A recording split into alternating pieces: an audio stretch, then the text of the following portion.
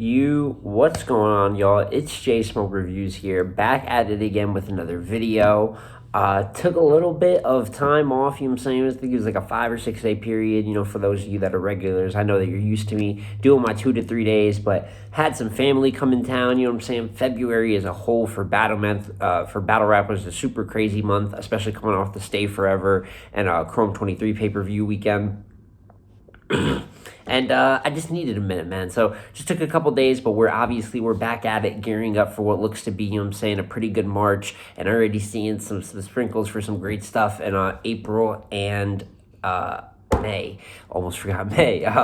But with all that being said, we do have a big event coming up this March, the first caffeine event of the year for URL, and that is Kings versus Queens 4.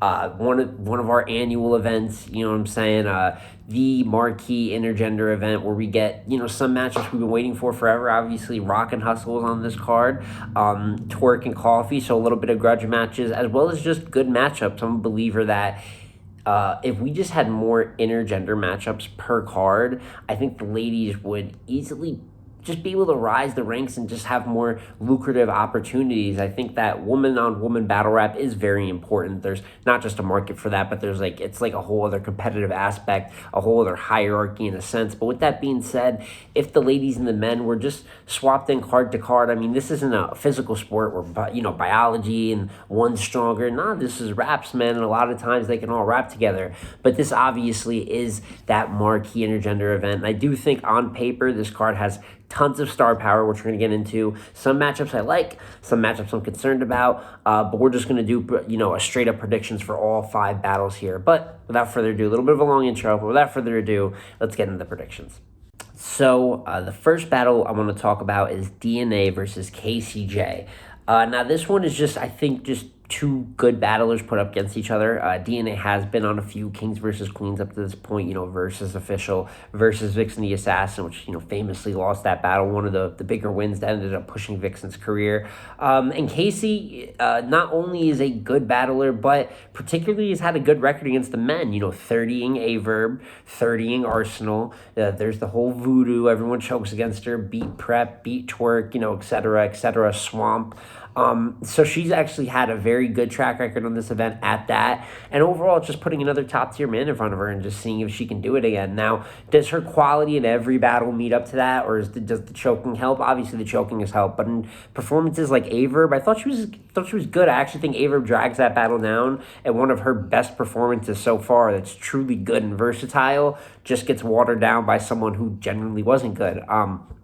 But I do think DNA is the least likely to have a situation like that. The man is one of the best freestylers, if not the best freestyler of all time. I don't think that there's like a choke thing where he just forgets his material.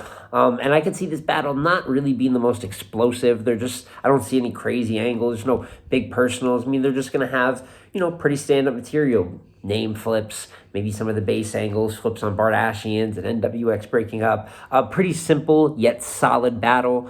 I think Casey definitely is a good shot because she's coming in with confidence, with track record versus men and on this event. But I do have DNA 2-1 edge, if not 2-1 clear. Just think he has an advantage on stage, which has to be taken into account. And DNA is always good at just not... If it does end up being a bland battle, which there's potential for that, that's a common critique of both these battlers' footage. And if it does end up being on the more just standard side, who better than just DNA coming in, 4-bar buildups, couple angles, get the crowd going, a couple performance moves. I could just see him cleaning up and doing what's necessary to get a win. So I have DNA 2-1 going into that battle. From there, we can get into the second announcement, and that is Shotgun Suge versus Shuni the Rapper. Shuni may be in danger. That's what I saw the second this was announced. I had heard it was coming, seen it was coming with some of the talk that was going on Twitter between the two of them. And this is just, Shuni obviously has the hustle performance that doesn't go her way. So I think with what some people like to do, I don't really like to do it, but you're only as good as your last battle, yada, yada. A lot of people talk about that. And a lot of casualer fans, I feel like, go by that, which is fair. It's your last piece of work. So off that alone, it was already going to be lopsided. But if you look at really the history of this, Sugar's coming in on probably the best year he's ever had in battle rap, finishing top 5 for champion of the year. Absolute crazy run there at the end, even despite some chokes and maybe some little one-loss skids. He has great battles and big moments, body of the year, yada, yada. You go over to Shuni. Shuni had a good year last year, but even in some of her best performances, the Fonz battle, she doesn't get through all 3 rounds clean. Just I think Shuni's gotten very creative, you know what I'm saying? I think that there's been a step up in her punching, and I love when she does get on a roll. I think that she could have a round in here, possibly, where she can make it close, but then you add the stage factor. This is Shotgun Suge's habitat. This is something Shuni has not proven that she can really get down pat in a one-on-one scenario. Obviously, her and Farah did good in the 2-on-2 in New Orleans, but there's just too many things here. Advantage Suge's stage, advantage Suge's cleanliness, advantage Suge in a lot of different areas, and for that reason, I'm going to have to predict Shotgun Suge 3-0 body bag and probably the steepest margin of victory of the night. From there, we can get into my personal favorite battle of the night, and that is New Jersey Twerk versus Coffee Brown. Now, I'm not overexcited about this because of the grudge. While the grudge does help, obviously, Coffee and Twerk have had their history, for those of you that, have seen or are in tune, and also don't seem to be very fond of each other. So for that, I think motivation is a little inherent, which is really the best part about the grudge. I'm not really here for all the messiness of it, the angles that'll be taken around it, but for the fact that it makes both of them probably want to be even greater in this situation, besides the opportunity itself to be on a marquee card on the stage and all the basic, upfront perks that come with the opportunity. But you talk Coffee's return, what I'm saying, Wody winner, someone that was pretty much in the running, probably getting Jazz. I know Jazz still really wants to battle her. So just a really, heavyweight piece in the female battle rap hierarchy. And to see her return, that's fantastic. And then we get Twerk on the stage, someone who's been at more consistent than usual, 4 good battles in a row, looking motivated in each, actually working on parts of his game with more of the complex writing, kind of witty line delivery on the daylight sense, rather than just set up, haymaker, performance, set up, performance, haymaker, set up, performance, haymaker. Although we're not mad at that either. Either version could come, a mixture of the both, and I think we're all going to be happy, to see Twerk perform. Just one of those marquee guys that when he put him on the card, everyone is looking forward to see what he does. So all eyes on this battle for me, really excited, and I expect Coffee to be good. I think her transferring to the stage, there will be some hiccups, maybe some dry spots, but I think overall she will be good. It will have a good performance, but she's very similar to how Shuni, without the inconsistencies of Shuni, but Coffee's been sat down for a while. Congratulations to her with her child. So from there, to go against Twerk, who's been on a roll, big stage, his habitat, and someone who just seems to be getting more and more confident in his craft. For all those reasons, I do have Twerk 2-1, if not 3-0 clear, but I do think Coffee's going to do good. I don't just have it murderous body bag. She's going to be trash. I think Coffee's going to give a good fight, but she's just going to be trying to, climb a mountain that she can't climb at this point in time. But very, very much I'm looking forward to that battle. And then from there, we can get into a battle I'm a little more skeptical of, and that is Charlie Clips versus Jazz. Now, this star power-wise is the matchup. There is nothing probably price-wise or really ticket-selling-wise that meets up to this. We all know that Jazz most likely will be Wody. I think Hustle's got an outside argument, but I think Jazz is going to end up being Wody for 2022. Most active she's ever been. Coming kind of she said she'll pop out later in the year, but she's going to take a little break after this in RX. So on top of that, it's Clips. Clips is a big matchup. She should be extremely motivated. The shots over the years, the relationship they've had, the haymakers Clips has made off her in battles. And on the opposite side, you have Clips, who's always going to be a ticket seller, always big time for me, one of the top 3 battle rappers of all time. But he's not been looking that serious lately. The effort's been a bit lacking. I'm seeing him freestyle whole thirds again, entire thirds. I know against Danny, he said in an interview, it was to prove I'm the master freestyler. So he didn't bring a third there. Versus Calico, he has a 3rd round breaking down Calico. Whoop-de-doo, Heartless did it in 2010. You know what I'm saying? And then we've seen it done a lot of times since then. And just overall, while the performance is there, he's still moving the crowd. He always is. The man is a natural entertainer. It's beyond battle rap. I'm seeing a lack of effort in some of the areas where I'd like, particularly writing. Little lackadaisical, even in wins like the Yoshi performance. That's not the 1st and 3rd. That is lackadaisical. So hopefully I am wrong, but due to the way I've been seeing Clips give a little bit of a lack of effort, and plus I know he's a busy schedule coming up, I do have Jazz 2-1 edge, but leaning towards clear in this battle.